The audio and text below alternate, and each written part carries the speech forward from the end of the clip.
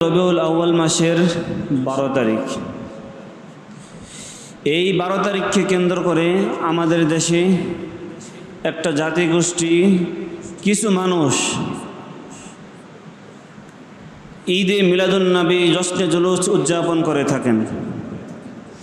এই জশ্নে জুলুস ঈদে মিলাদুন্নবী কোরআন হাদিসের আলোকে কতটুকু যৌক্তিক, কোরআন হাদিস এই সম্পর্কে কি বলে, আমরা সেই সম্পর্কে জানব এবং এটা পালন করা আমাদের জন্য কতটুকু জরুরি এটা আমরা জানব। এই জন্য খুব মনোযোগ সহকারে শুনব।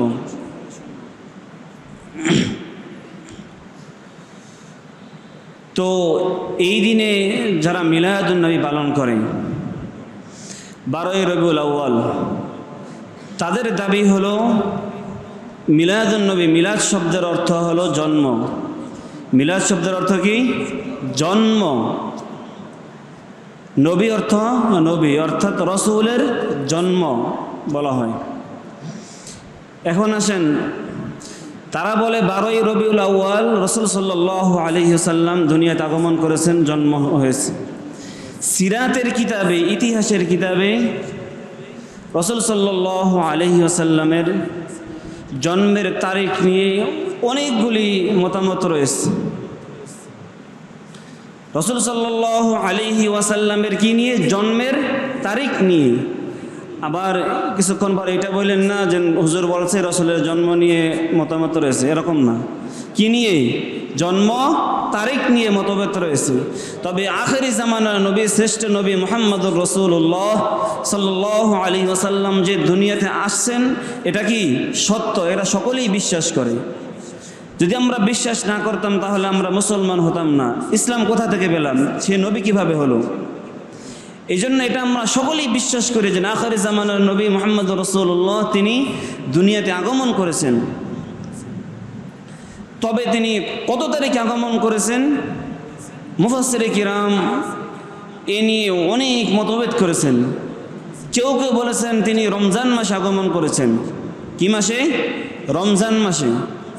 এটা তাদের মত। কেউ বলছে রমজান মাসে রসুল দুনিয়াতে আসছেন। কেউ বলেছেন রবিউল আউয়াল মাসের 2 তারিখে আসছেন। কয় তারিখে? 2 তারিখে।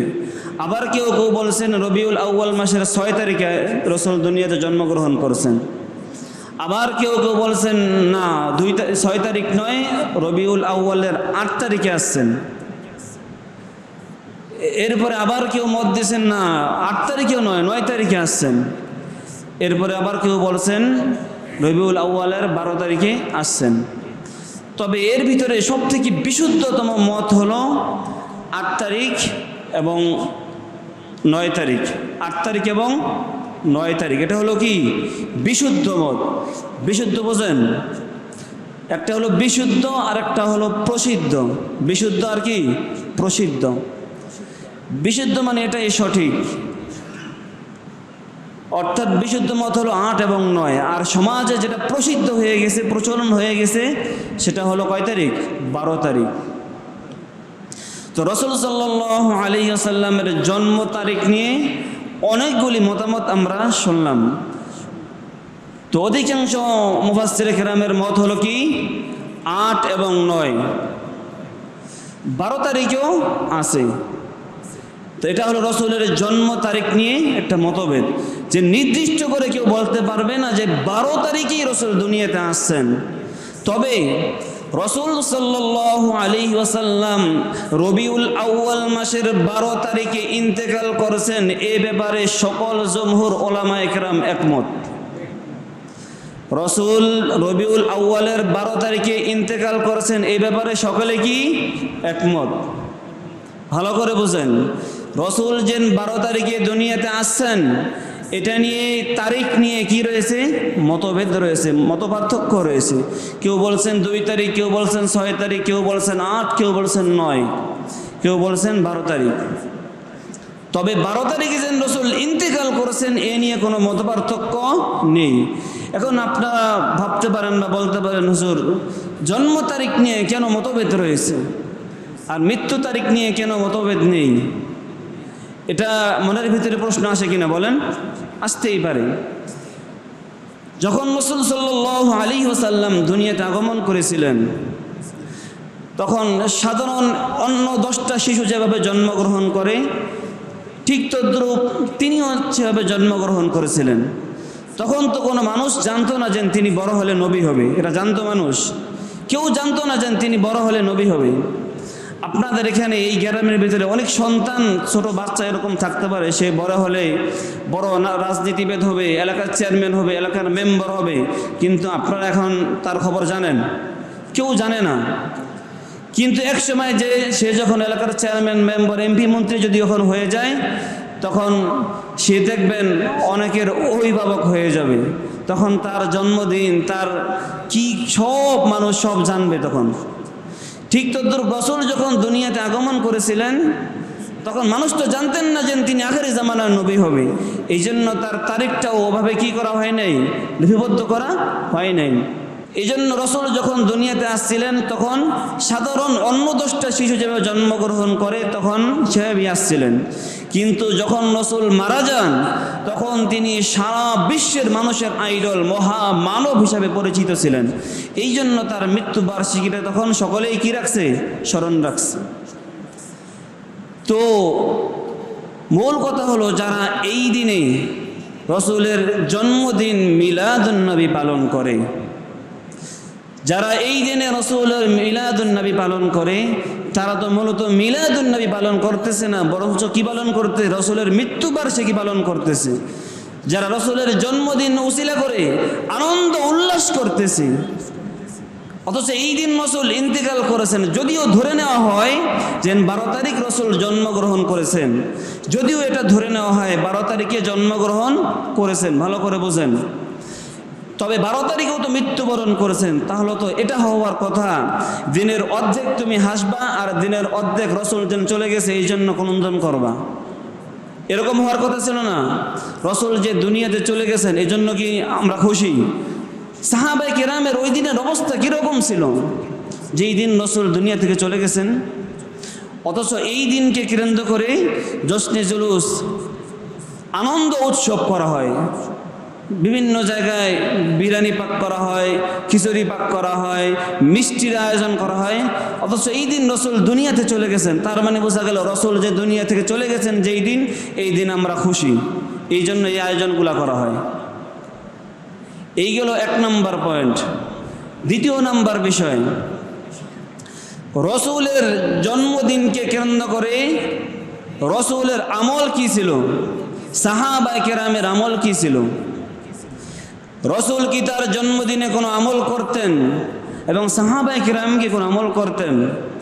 হাদিসের ভিতরে মুসলিম শরীফের 1162 নম্বর হাদিস, রাসূল সাল্লাল্লাহু আলাইহি ওয়াসাল্লামকে জিজ্ঞাসা করা হয়েছিল, عن أبي قتادة الأنصاري رضي الله تعالى عنه أن رسول الله صلى الله عليه وسلم سئل عن صومه يوم الاثنين قال ذلك يوم ولدت فيه ويوم بعثت أو أنزل علي فيه। রাসূলুল্লাহ সাল্লাল্লাহু আলাইহি ওয়াসাল্লামের অভ্যাস ছিল, রাসূল সাল্লাল্লাহু আলাইহি ওয়াসাল্লাম সোমবার দিন রোজা রাখতেন। প্রত্যেক সপ্তাহে সোমবার এবং বৃহস্পতিবার রাসূল রোজা রাখতেন। বলেন কি বারে রোজা রাখতেন? সোম এবং বৃহস্পতিবারে রোজা রাখতেন। সাহাবায়ে কেরাম রাসূলকে এই রোজা সম্পর্কে জিজ্ঞাসা করলেন, সুইলা আন সাওমিহি ইয়াউমুল ইসনাইন, রাসূলকে সোমবারে রোজা সম্পর্কে জিজ্ঞাসা করা হলো। ক্বালা যালিকা ইয়াউমু উলিদতু ফীহ, রাসূল সাল্লাল্লাহু আলাইহি ওয়াসাল্লাম বলেন, সোমবার দিন আমার জন্ম হয়েছে, এই জন্য আমি সোমবার দিন রোজা রাখি। তাহলে রাসূলের জন্ম কি বারে? সোমবারে। তো এই সোমবার দিন রাসূল কি করতেন? রোজা রাখতেন। কি করতেন? তাই রাসূলের জন্ম উপলক্ষে রাসূলের আমল কি ছিল? বোঝেন নাই? রাসূলের জন্ম উপলক্ষে রাসূলের আমল কি ছিল? রোজা রাখা। এই রোজাটা কি সাপ্তাহিক ছিল না বাৎসরিক ছিল? সোমবার কি বছর একবার আসে? হ্যাঁ না, 1 বছরে কয়বার আসে? 52 সপ্তাহে যদি 1 বছর হয় তাহলে 52টা সপ্তাহে রাসূল 52 দিন এক বছরে কি করতেন? তার জন্মদিন পালন করতেন। কিভাবে পালন করতেন? রোজা রেখে পালন করতেন। রাসূল তার জন্মদিন পালন করতেন রোজা রেখে। আর আজ আমাদের দেশের একদল জাতিগোষ্ঠী আশিকে রাসূলের দাবিদার হয়েও তারা রাসূলের জন্মদিন পালন করে বিরিয়ানি খেয়ে, খিচুড়ি খেয়ে, মসজিদে জিলাপি দিয়ে উদযাপন করে। যদি তুমি সত্যিকার আশিকে রাসূল হয়ে থাকো, রাসূলের সুন্নতের দাবিদার হয়ে থাকো, তাহলে রাসূল যেভাবে রাসূলের জন্মদিন পালন করেছেন সেভাবেই পালন করতে হবে। এটাই হচ্ছে প্রকৃত আশিকে রাসূল। রাসূল পালন করেছেন রোজা রেখে, আপনারা আরো বড় আয়োজন করে পালন করেন, তাহলে এটা কি রাসূলের সুন্নতের অনুসরণ হলো না তার বিরোধিতা হলো? বলেন তো। রাসূল ওই দিন রোজা রাখছেন, কিছু খান নাই, আর এরা আয়োজন করে বড় করে। যদি কেউ রাসূলের জন্মদিন উদযাপন করতেই চায়, তাহলে রাসূল যেভাবে করছে সেভাবেই পালন করার নাম হলো সুন্নাহ, সেভাবে পালন করার নামই হলো ইসলাম, সেভাবে পালন করার নামই হলো শরিয়াত। এই হলো দ্বিতীয় নাম্বার বিষয়। এরপরে আসেন, তারা এই দিনের নাম দিয়েছে, যারা এই দিনে ঈদে মিলাদুন নবী পালন করে, খেয়াল করবেন, এবং যারা পালন করে তাদের কি দলিলগুলো, এই দলিলগুলো আলোচনা করব ইনশাআল্লাহ। তাদের তৃতীয় নাম্বার বিষয় হলো তারা এই দিনকে বলে সাইয়্যিদুল আ'য়াদ ঈদে মিলাদুন নবী। কি বলে? সাইয়্যিদুল আ'য়াদ ঈদে মিলাদুন নবী। এর অর্থ হলো সকল ঈদের শ্রেষ্ঠ ঈদ হলো ঈদে মিলাদুন নবী। সকল ঈদের শ্রেষ্ঠ ঈদ কি? ঈদে মিলাদুন নবী। এটা হলো তাদের স্লোগান। রাসূল সাল্লাল্লাহু আলাইহি ওয়াসাল্লাম কি বলে গেছেন যে সকল ঈদের সর্দার, সকল ঈদের থেকে শ্রেষ্ঠ ঈদ হলো ঈদে মিলাদুন নবী। হাদিসে রাসূল কি বলেছেন? কয়টি ঈদের কথা বলেছেন? আবু দাউদ শরীফের 1134 নম্বর হাদিস। দলিল ভিত্তিক প্রত্যেকটা আলোচনা করতেছি, খেয়াল করে শুনবেন। রাসূল সাল্লাল্লাহু আলাইহি ওয়াসাল্লাম যখন মদিনায় আসলেন, আবু দাউদ শরীফের 1134 নম্বর হাদিস, عن أنس بن مالك رضي الله تعالى عنه قال قدم رسول الله صلى الله عليه وسلم المدينة ولهم يومان يلعبون فيهما فقال ما هذان اليومان قالوا كنا نلعب فيهما في الجاهلية فقال رسول الله صلى الله عليه وسلم إن الله قد أبدلكم بهما خيرا منهما يوم الضحى ويوم الفطر। রাসূলুল্লাহ সাল্লাল্লাহু আলাইহি ওয়াসাল্লাম যখন মদিনায় আগমন করলেন, আনাস ইবনে মালিক রাদিয়াল্লাহু তাআলা আনহু বলেন, কদিমা রাসূলুল্লাহ সাল্লাল্লাহু আলাইহি ওয়াসাল্লাম আল মদিনা, রাসূল সাল্লাল্লাহু আলাইহি ওয়াসাল্লাম যখন মদিনায় আগমন করলেন, ওয়ালাহুম ইয়াওমান ইয়ালআবুনা ফীহিমা, তখন এসে দেখলেন আমরা 2 দিনে খেলাধুলা করতাম। মদিনায় আগমন করে দেখলেন সেখানকার মানুষজন আনন্দ উৎসব করে, খেলাধুলা করে। فقال ما هذان اليومان, রাসূল সাল্লাল্লাহু আলাইহি ওয়াসাল্লাম জিজ্ঞাসা করলেন, এই 2 দিন কিসের দিন? তোমরা এই 2 দিন কিসের জন্য খেলাধুলা করো, কিসের আনন্দ করো? সাহাবায়ে কেরাম বলেন, ক্বালু কুননা নালআবু ফীহিমা ফিল জাহিলিয়া, জাহিলি যুগে আমরা এই 2 দিনে আনন্দ উল্লাস করতাম। জাহিলি যুগে তারা এই 2 দিনে কি করত? আনন্দ উল্লাস করত। রাসূল সাল্লাল্লাহু আলাইহি ওয়াসাল্লাম বলেন, ইন্নাল্লাহা ক্বাদ আবদালাকুম বিহিমা খায়রাম মিনহুমা। আল্লাহর হাবিব সাল্লাল্লাহু আলাইহি ওয়াসাল্লাম বলেন, এই 2 দিনের পরিবর্তে আল্লাহ পাক রব্বুল আলামিন তোমাদেরকে আরো উত্তম 2 দিন দান করেছেন। জোরে বলেন সুবহানাল্লাহ। 1 নাম্বার হলো ইয়াউমুল ফিতরি, 1 নাম্বার হলো ঈদুল ফিতরের দিন, 2 নাম্বার হলো ইয়াউমুদ দুহা ঈদুল আজহার দিন। তাহলে মুসলমানদের ঈদ রাসূল সাল্লাল্লাহু আলাইহি ওয়াসাল্লাম কয়টি বললেন? 2টি। কয়টি? মুসলমানের ঈদ কয়টি? কে বলছেন? রাসূল সাল্লাল্লাহু আলাইহি ওয়াসাল্লাম বলে গেছেন মুসলমানের ঈদ কয়টি? দুইটি। এক নম্বর হলো ঈদুল ফিতর, দ্বিতীয় নম্বর হলো ঈদুল আজহা। আজ যারা ঈদে মিলাদুন নবী নামে ঈদ পালন করে, যারা বলে সকল ঈদের শ্রেষ্ঠ ঈদ, তাদের এই স্লোগান দ্বারা বোঝা যায় তারা ইসলামের এই দুই ঈদে, রাসূলের দেওয়া এই দুই ঈদে তারা খুশি হতে পারে নাই। যদি খুশি হতে পারতো তাহলে এই দুইটাই তাদের জন্য যথেষ্ট ছিল। যেহেতু খুশি হতে পারে নাই, তারা এই জন্য আরেকটা ঈদ বানিয়ে নিয়েছেন। এখন আসেন, যদি সকল ঈদের শ্রেষ্ঠ ঈদ ঈদে মিলাদুন নবী হয়ে থাকে, আমরা যেই দুই ঈদের নামাজ পড়ি, দুই ঈদ পালন করি, এই ঈদের নামাজ পড়ে কি পড়ি না বলেন? ঈদের খুতবা দেই কি দেই না বলেন? রাসূল যেই ঈদ দিয়ে গেছেন এই ঈদের নামাজও রয়েছে, ঈদের খুতবাও রয়েছে। যদি ঈদে মিলাদুন নবী সকল ঈদের শ্রেষ্ঠ ঈদ হয়, তাহলে তোমাদের ঈদের নামাজ কোথায়? ঈদের খুতবা কোথায়?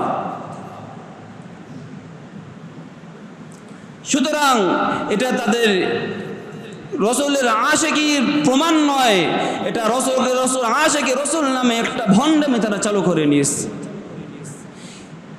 এই ঈদে মিলাদুন নবী কবে থেকে চালু হইল? আপনাদের মনে অনেকের প্রশ্ন, অনেকে বলে হুজুর বাপদাদারা ঈদে মিলাদুন নবী করে আসছে, আমরা এখন করি না। এই প্রচলন সমাজে আছে কি আছে না? যে বাপদাদারা করে আসছে, আমরা এখন করি না, এই প্রচলন সমাজে রয়েছে। আপনার বাপদাদারা করে নাই, আপনারা জানেন না, আপনাদের শিখিয়ে দেওয়া হয়েছে তাই বলেন। এই ঈদে মিলাদুন নবী সর্বপ্রথম যখন হয়, সর্বপ্রথম 604 হিজরিতে, 604 হিজরিতে এর প্রত্যাবর্তন শুরু হয়। কত হিজরিতে? 604 হিজরিতে। রাসূলের ইন্তিকালেরও 500-550 বছর পরে ঈদে মিলাদুন নবী শুরু হয়। এটা শুরু হয় কোথা থেকে? আবুল খাত্তাব ওমর ইবনে দাহিয়া নামে একজন আলেম, তিনি মিশর থেকে এটা চালু করেন।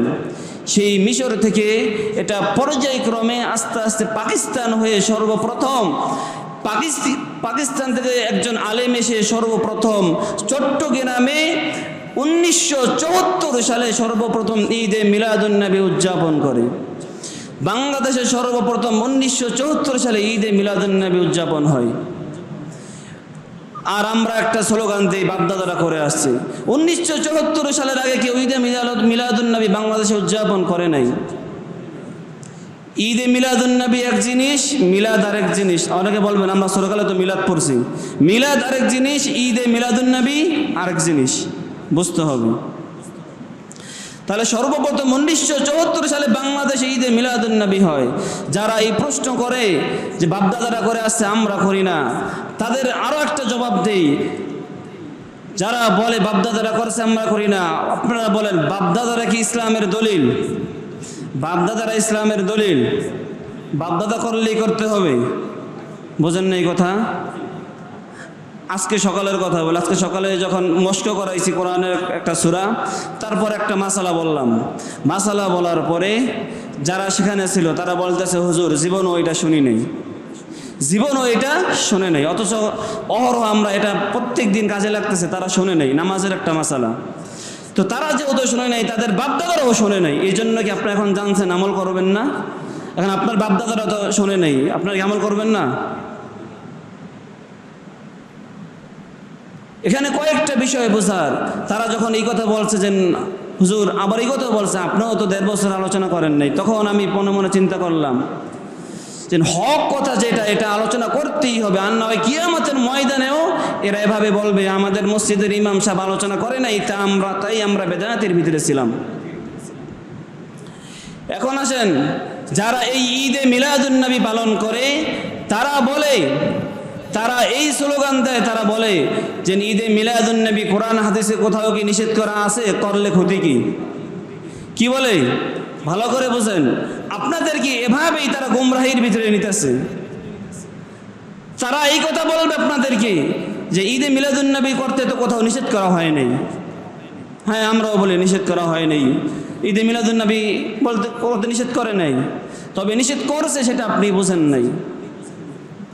যদি কেউ এটা বলে যে এটা করতে তো নিষেধ করে নাই, এখন আমরা জুমার নামাজ কয় রাকাত পড়ি? হ্যাঁ জানেন না? 2 রাকাত পড়ি। কয় রাকাত? 2 রাকাত। আজকে পড়ুন 4 রাকাত। এখন কোন হুজুর কোন জায়গায় নিষেধ করছে? কোরআন হাদিসে কোনো জায়গায় নিষেধ করে না 4 রাকাত পড়া যাবে না। কোন জায়গায় নিষেধ করছে? কিয়ামত পর্যন্ত কেউ দেখাইতে পারবে না যে জুমার নামাজ 4 রাকাত পড়া নিষেধ। যেটা নিষেধ তার কোনো, যেটা নাই তার কোনো দলিল নাই। ইবাদত হলো যা রাসূল করেছেন, সাহাবায়ে কেরাম করেছেন, সেটাই ইবাদত। এর বিপরীত যা আসবে তার কোনো দলিল নাই, সুতরাং এটা বেদাত, এটা নাই। বুঝা যাচ্ছে কথা? দ্বিতীয় নাম্বার, আরো অনেকগুলো প্রশ্ন তারা করে থাকেন। তারা আপনাদের কিভাবে বলেন যে আমরা মানি, রাসূল করে নাই, সাহাবায়ে কেরাম করে নাই। উত্তরগুলি খেয়াল করেন, আপনারা গুমরাহির ভিতরে চলে যান এভাবেই। তারা বলে যে রাসূল করে নাই, সাহাবী করে নাই, আমরা মানলাম। তাহলে যদি ঈদে মিলাদুন্নবী বেদাত হয়, তাহলে এই যুগে যে তোমরা বিমানে চড়ো, মোবাইল চালাও, মসজিদে ঝাড়বাতি লাগাইছো, ফ্যান লাগাইছো, রাসূলের যুগে তো এইগুলা ছিল না, তাহলে তো এইগুলোও বেদাত। এইভাবে আপনাদেরকে বলবে। আপনার আসলে তো সত্যি, তো রাসূলের যুগে মিলাদুন্নবী ছিল না, যদি এটা বেদাত হয় তাহলে আমরা ফ্যান লাগাইলে তো এটা বেদাত, এটা রাসূলের যুগে ছিল না। কি গণ? রাসূলের যুগে ফ্যান ছিল, বিমান ছিল, মসজিদের এরকম ছাদ ছিল না, তাহলে এটা বেদাত হওয়ার কথা না।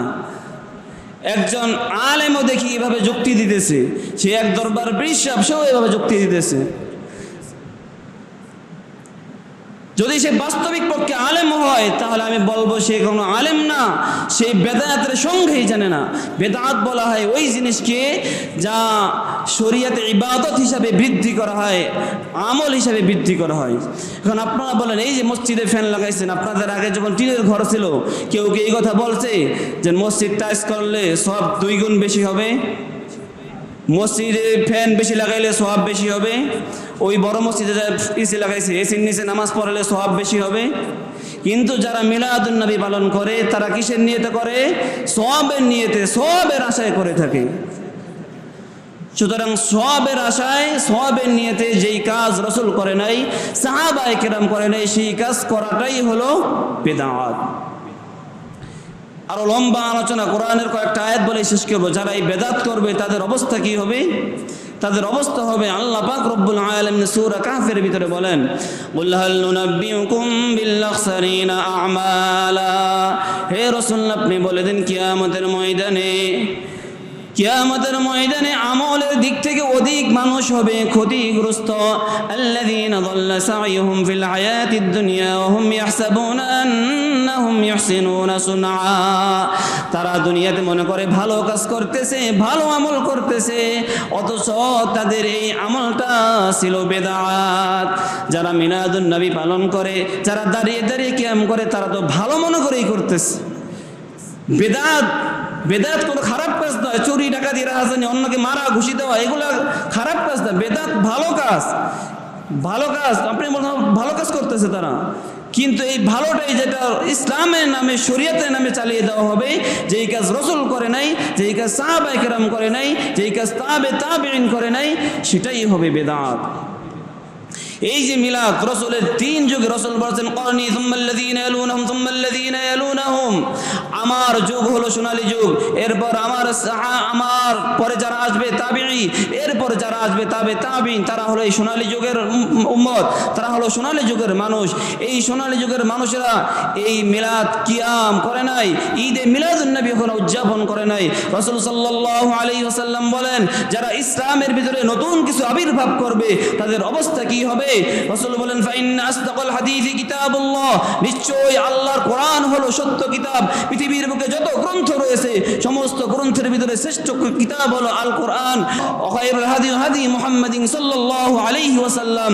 রাসূল বলেন, এবং সর্বশ্রেষ্ঠ বাণী, সর্বশ্রেষ্ঠ কথা হলো মুহাম্মদ রাসূলুল্লাহ সাল্লাল্লাহু আলাইহি ওয়াসাল্লামের কথা। এরপরে সবথেকে নিকৃষ্ট কথা হলো খায়রুল উমুরি আওয়াজিমুহা ওয়া শাররুল উমুরি মুহদাসাতুহা। সবথেকে নিকৃষ্ট কাজ হলো ইসলামের ভিতরে নব আবিষ্কৃত কোনো জিনিস, ওয়াকুল্লু মুহদাসাতিন বিদআহ, এবং নব আবিষ্কৃত জিনিস হলো বিদআত। ওয়াকুল্লু বিদআতিন দালালা, এবং প্রত্যেক বিদআত হলো গোমরাহি বা পথ ভ্রষ্টতা। ওয়াকুল্লু দালালাতিন ফিন্নার, এবং প্রত্যেক গোমরাহির জন্য, প্রত্যেক বিদআতকারীর জন্য রয়েছে জাহান্নাম। আজকে যারা আশিক রাসূল দাবি করে তাদের দিকে লক্ষ্য করলে দেখবেন, আমার রাসূলকে যখন গালি দেওয়া হয়, আমার রাসূলকে নিয়ে যখন কটূক্তি করা হয়, রাসূলের স্ত্রীদেরকে নিয়ে যখন কটূক্তি করা হয়, খতনে নবুয়ত নিয়ে যখন আন্দোলন করা হয়, সেখানে তাদের কোনো কথা নাই, সেই বিষয়ে তারা কোনো মাঠে নামে না। তারা তখন খানকায় বসে বসে বিরিয়ানি খায় আর জিলাপি খায়। অথচ যখন 12ই রবিউল আউয়াল আসে, তখন রাসূলের আশিকে রাসূল উতলায় পড়ে, তাদের রাসূলকে কটূক্তি করা হয়, তখন তারা মাঠে নামে না।